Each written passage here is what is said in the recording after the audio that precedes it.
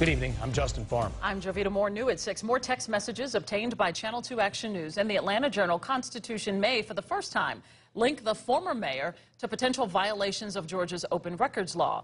Channel 2's investigative reporter Aaron Diamant is live at City Hall. And Aaron, this involves access to public records that you asked for more than a year ago. Yeah, Jovita, back in April, Channel 2 and the AJC filed a formal complaint with Georgia's Attorney General claiming a culture of political interference with open records requests by Atlanta City Hall. The GBI is also investigating. Now more text messages suggest former Mayor Kasim Reed may have set the tone. This says to me you have a city administration who doesn't respect the laws that govern the behavior of the city of Atlanta.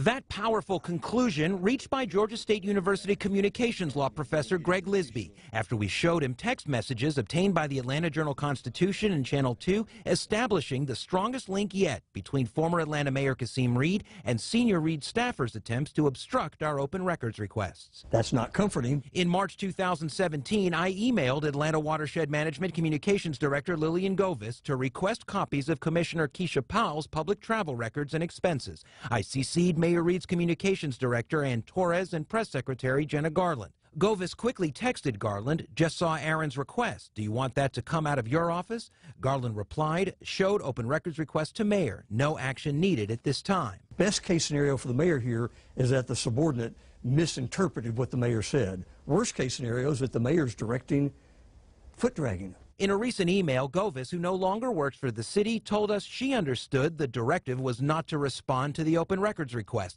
adding, "Keisha Powell was abundantly clear that I was to follow the directive of the mayor's office in all matters regarding WSB's open records requests." 13 months later, Watershed has still not turned over the records we asked for. On its face, that to me looks like a violation of Georgia's open records law, yes. In March of this year, the GBI launched a criminal investigation into other text messages we exposed in which Garland told Govis to subvert our request for city council members' water bills, be as unhelpful as possible, drag this out as long as possible, and provide information in the most confusing format available. In her email, Govis said, "As you can see from the messages, I was not empowered to comply with these laws, regardless of how I pushed back. My actions or lack thereof were representative of my superior's orders with no regard to the ethical and legal ramifications of noncompliance."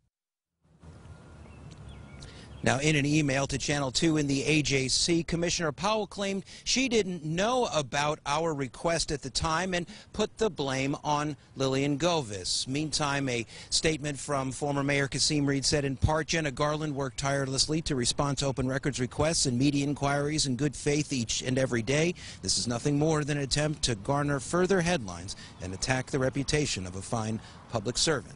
We're live at Atlanta City Hall downtown. Aaron Diamant, Channel 2 Action News. Mayor Bottoms is sending a signal that she is putting some distance between herself and her predecessor. She announced Nina Hickson as her new interim city attorney. Hickson faced pressure from some in the previous administration. We asked Mayor Bottoms about that past conflict. That story live in our next half hour.